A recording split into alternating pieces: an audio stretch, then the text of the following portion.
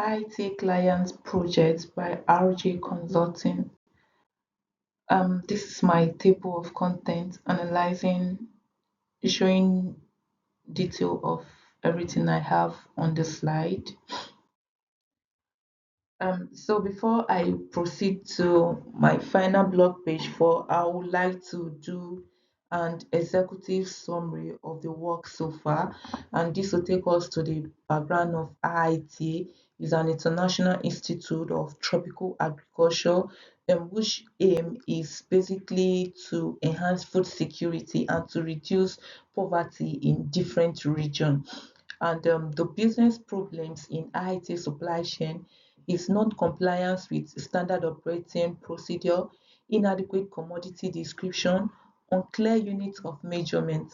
So the project aimed to critically analyze IIT supply chain, and the project scope is to evaluate the current procurement SOP and light the importance of commodity description, create processes for supplier to clarify any uncertainty. So in the next slide, we'll be seeing the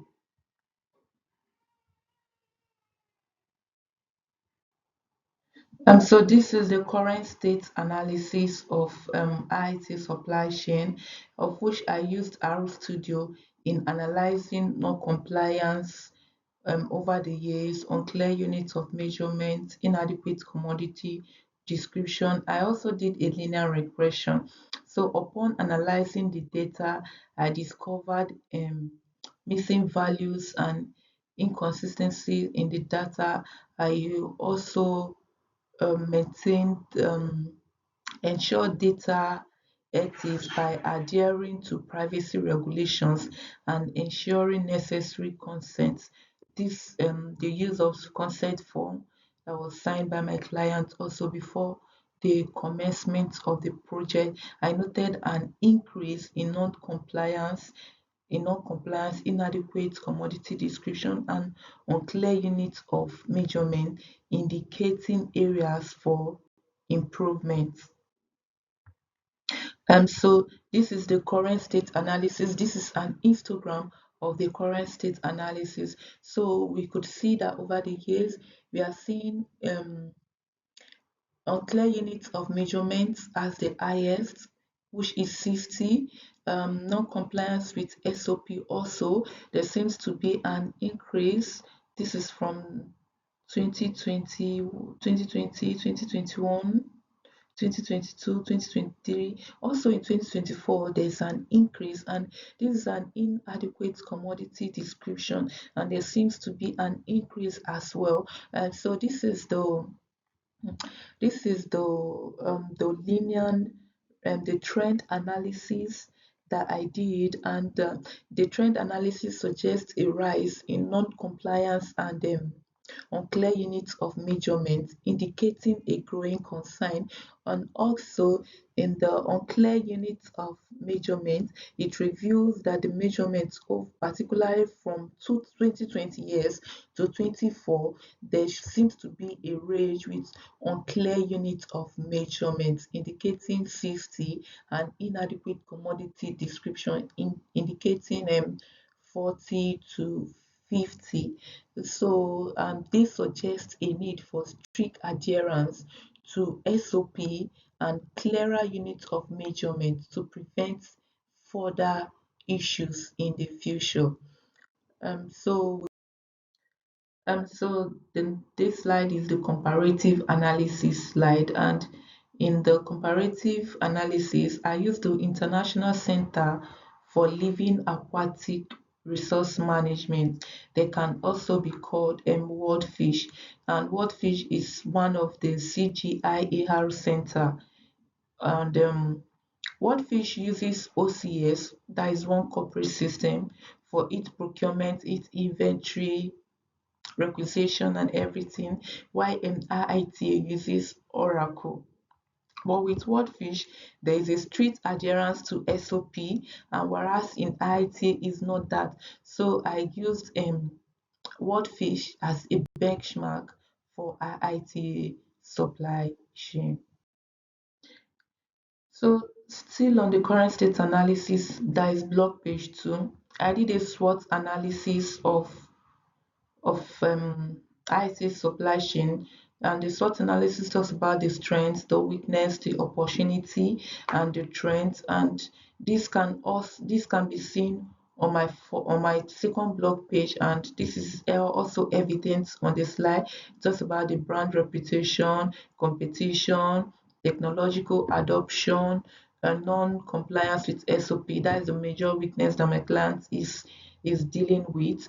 So the non-compliance with SOP, inadequate commodity description, and unclear unit of measurement. This is the weaknesses of my clients at the moment, of which we are analyzing. So let's go further to the pestle analysis of the slide. So this is the pestle analysis of IIT supply chain, and pestle talks about the political, the economic, the social, the technology, the environment, and the legal. So this is the pestle analysis of IITA supply chain management.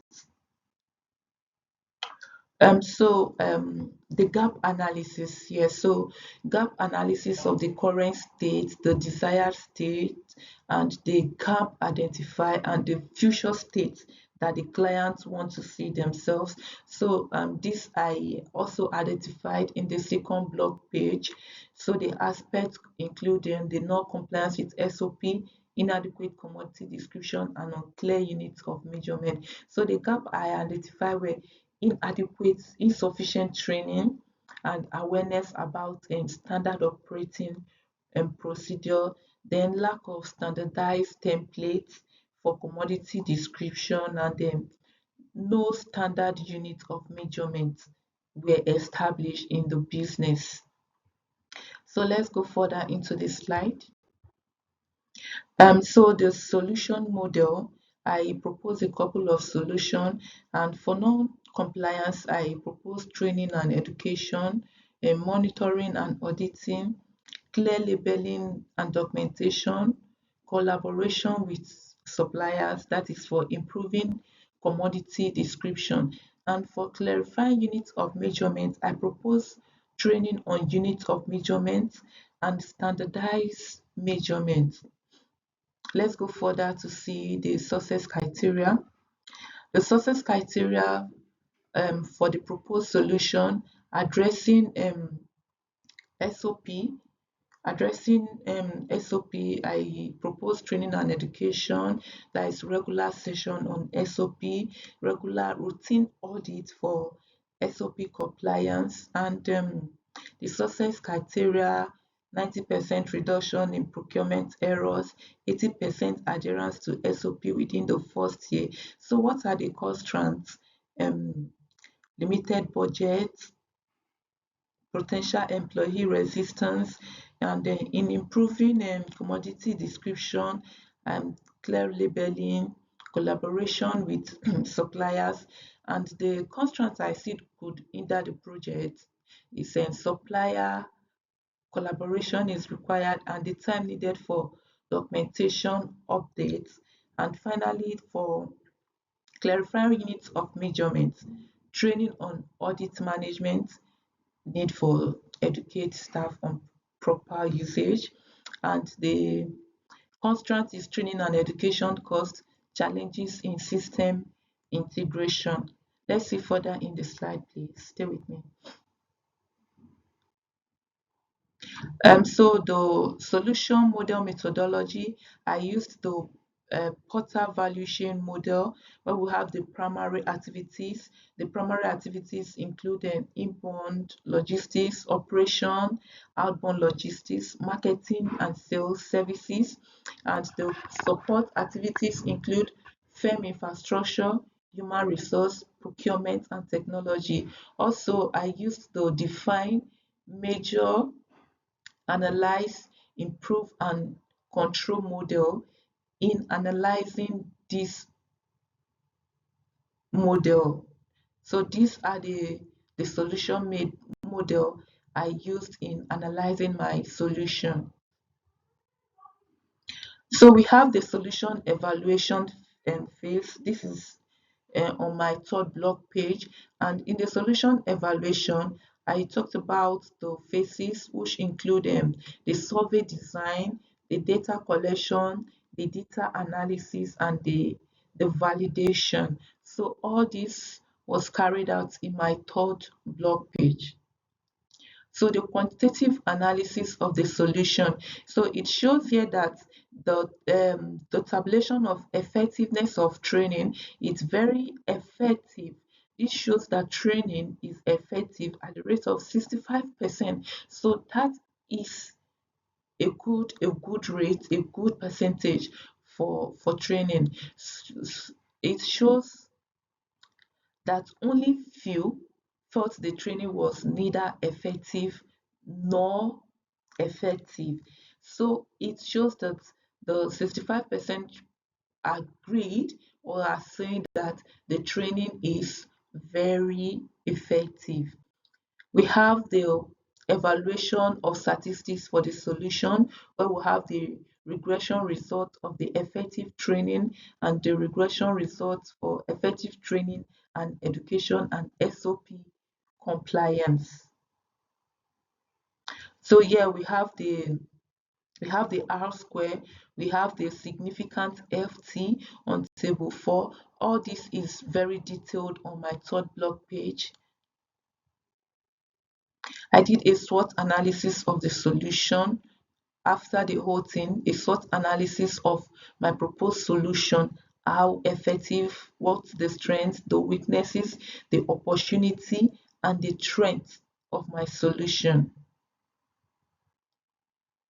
So in making recommendation for IT supply chain, I used the solution selection methodology, and this is to enable me make enhanced or informed decision making and to evaluate and compare multiple solutions based on a set of predefined criteria. And this is step 1 to step 8, and this shows an example of what a solution selection methodology is. So this the fourth blog page now. This is the test plan, the test criteria, and the test output. So the test plan, I have phases of the test plan, and this include preparation phase, documentation phase, and documentation update, sorry, and I have the implementation phase. This is the solution rollout, deployment of technology, ongoing monitoring. I have the evaluation phase, this post implementation data collection, then the comparative analysis, the need for analysis of how it was before and how it is now, the test criteria. I have SOP compliance rule, um, accuracy of commodity description, clarity of unit of measurement, employee feedback, very important, the test output, the regular audits, the feedback mechanism, and the KPI tracking, that is the key performance indicator. Let's go on to the next slide. This is the solution model adjustment and amendment. So these are the amendment areas I would love is the training programs, documentation revision, monitoring and auditing preference, technological tools, and the scalability and the flexibility. So these are the proposed adjustment area that I would have really loved to. And I've done a detailed analysis of the proposed adjustment, the rationale behind the adjustment, and the amendment. So this is my data visualization, communicating insight, interpretation, and application. So we could see um, the frequency, the percentage, the cumulative by if yes, how effective was the training in helping you understand the standard operating procedure. So we could see on the scale of 1 to 5, how well do you understand your task. So all these are made evident. So this the data visualization is communicating insights and it's interpreting the analysis collected, the interpretation of the data. So this is my recommendation slide. So the recommendation is designed to address both the immediate challenge and the long-term strategic goal within the IITA supply chain. By implementing these strategies, IITA can enhance its supply chain operation, enhancing greater efficiency. And one is implement a standardized dashboard, and two is standardize and clarity of standard operating procedures. I also have enhanced training program. Effective training program is essential for the success of implementation of new processes. Also, four, I have increased monitoring and auditing frequency. I have finally foster a culture of continuous improvement. There is need to Continuous improvement is crucial for long-term success in any dynamic business world or business environment. This is my client feedback. I asked how effective and how I've done so well, the overall satisfaction. I asked if he was satisfied with the overall approach and recommendation provided, and he said yes, he was satisfied. And I asked if he would like me to follow up for future presentation or any report. He said yes. So I have attached a screenshot of my client feedback. So in my conclusion for IITA is that in the all of these projects, it has laid a strong foundation for the IITA to optimize its supply chain process, to improve compliance and enhance overall operational performance. So by adhering to all the solutions, by implementing the recommendation and maintaining a commitment to continuous improvement to position my clients to achieve its operational efficiencies, support its border mission to promote sustainable agricultural development across regions. I will talk about the key lessons I've learned during this project. I can say it has been really, really overwhelming in analyzing the project, the current state analysis. I felt a bit scared and overwhelmed, but at the long run, I was able to analyze it and I gained insight on the key issues, the non-compliance, inadequate commodity description over the years, then the use of the Lean Six Sigma methodology, that is the define, measure, and analyze, improve control framework, was instrumental in addressing the challenges within my client's business. Then the survey creation and its development. Initially, I was using a Google form in designing the survey before my supervisor reached out to me and he said I should use Microsoft form. That was actually my first time to design a survey. I At first I could say that I didn't believe in myself that I could come this far, but with the help of my supervisor, I always reached out to him. I was really able to overcome my fear.